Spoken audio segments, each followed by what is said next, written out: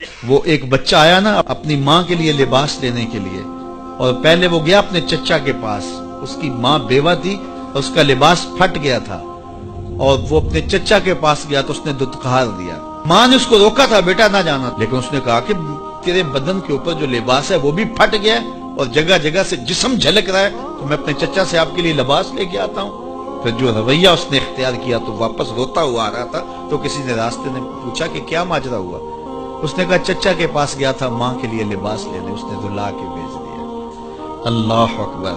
تو اس نے کہا کہ جا سین حرم میں محمد نام کا ایک شخص بیٹھا ہوا ہے، اگر تو اپنا دکھڑا اس کے سامنے پیش کرے تو وہ امید ہے تمہیں رد نہیں کریں گے، لیکن سن لے ان کا دین کوئی اور ہے.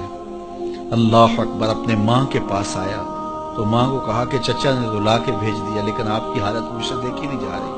بچہ ابھی شعور کی منزلوں میں قدم رکھ رہا تھا، پہلے بہت چھوٹا تھا، اب اس کے اندر ایک جذبات تھے بچے کے اندر. تو ماں نے کہا کہ بیٹا نہیں ان کے پاس نہیں جانا، سنا ہے کہ جو ان سے ملے دین دھرم چھین لیتے ہیں اس کا. اللہ اکبر. تو حضور علیہ الصلوۃ والسلام کے پاس جانے سے ماں روکنے لگی، لیکن بچے نے کہا کہ امی میں پکا رہوں گا، بتوں کا وفادار رہوں گا، تم اس ٹینشن کو اس پریشانی کو چھوڑ دو. اور حضور کی خدمت میں حاضر ہوا. حضور صحن حرم میں چادر اوڑے بیٹھے ہوئے تھے، اور جا کے کہنے لگا میں پہلے بات آپ سے کر لیتا ہوں، آپ کا دین میں نے قبول نہیں کرنا. حضور مسکرا کے بولے بیٹا بتاؤ کس لیے آئے ہو؟ کہا میری ماں بے لباس ہے، میں آپ سے لباس لینے آیا ہوں. حضور نے چادر رحمت اتار کے اس کے کندھوں پہ ڈالی. اللہ اکبر. وہ واپس آ گیا اور ماں پر حضور کی چادر اڑائی. اللہ اکبر. اور ماں نے کہا کہ بیٹے اس نے اپنا دین تو نہیں تجھے دیا؟ کہا نہ میں نے پہلے کہہ دیا تھا تیرے دین نہیں مانوں گا. ماں کہنے لگی پتر اس کا دین ماننا چاہیے، یہ جس نے رحمت کی چادر ہمارے سر پہ ڈال دی.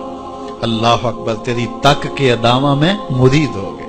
اس بوڑھی عورت کا قصہ بھی آپ نہیں بھول سکتے، جو گھر کا سامان باندھ کے اپنے دروازے پہ بیٹھی ہوئی تھی، اور اس نے سنا تھا مکے میں ایک جادوگر آیا ہے جسے ملتا ہے اس کا دین چھین لیتا ہے، کہیں ایسا نہ ہو کہ کہیں اس سے ملاقات ہو جائے اور وہ دین ہی میرا چھین لے، مجھے شہر چھوڑ دینا چاہیے. گھر کے تھڑے کے اوپر سامان باندھ کے بیٹھی ہے.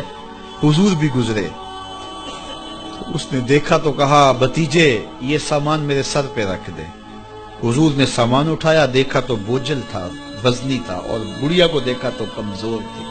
تو کہا کہ بڑھیا اگر چاہو تو جہاں چاہتی ہو میں خود نہ چھوڑا. اس نے کہا اس سے بڑی مہربانی کیا ہوگی؟ حضور نے سامان اٹھایا ہوا ہے اور بڑھیا سے باتیں بھی کرتے جا رہے ہیں. تو بڑھیا کو کہا کیوں جا رہی ہے؟ اس نے کہا کہ سنا ہے یہاں ایک جادوگر ہے جو لوگوں کا دھرم لوٹ لیتا ہے، لوگوں کا دین لوٹ لیتا ہے. میں نے ساری زندگی بتوں سے وفا کی، میرے آباء و اجداد نے بتوں سے وفا کی ہے، میں چاہتی ہوں دین اجداد ہاتھ سے چھوٹ نہ جائے، آخر اس شہر میں رہتی ہوں کہیں مل نہ جائے. خیر حضور نے کچھ نہیں کہا، اس کا سامان نہیں پھینک دیا کہ ٹھیک ہے تم پھر جاؤ.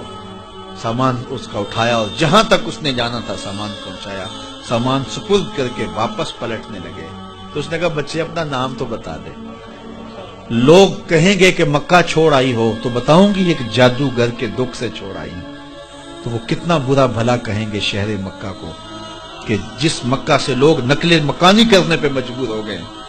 تو میں انہیں یہ بھی بتاؤں گی کہ جس مکے میں جادوگر رہتا ہے اتنا اچھا نوجوان بھی رہتا ہے، تو تیرا نام لیا کروں گی، تیرے قصیدے پڑھا کروں گی. تو حضور علیہ السلام مسکرا پڑے، کہا بڑھیا جس جادوگر سے بھاگ کے آئی ہے وہ تیرے سامنے کھڑا ہے. اس نے کہا سچ سے آپ ہی محمد ہیں؟ حضور نے فرمایا نام میرا یہی ہے. تو اس نے کہا پھر آپ کا جادو میرے پہ چل گیا ہے. اللہ اکبر. تیری تک کے ادامہ میں مرید ہو گئے. لوگوں کی خدمت کریں، بوڑھوں کے کام آئیں، دکھیوں کے کام آئیں، مصیبت زدہ کے کام آئیں. حضور یتیم ہو کے یتیم پرور تھے، لاچاروں کی مدد کرتے، لوگوں کے گھروں میں پانی بھر کے دے دیتے، اور دکھیوں کے کام آ جاتے اور مصیبت زدوں کے کام آ جاتے. تو حضور سے پیار کرنے والوں، امت میں آپس میں حسد نہ پھیلاؤ، بغض نہ کرو، نفرتوں کے پہاڑ کھڑے نہ کرو، ایک دوسرے سے پیار کرو، جڑو، امت وحدہ بنے، اور اپنے ماحول کو، اپنی معاشرت کو ایک خوبصورت معاشرت کا رنگ دو، اور اپنی زندگی کو حضور کے نام کر دو.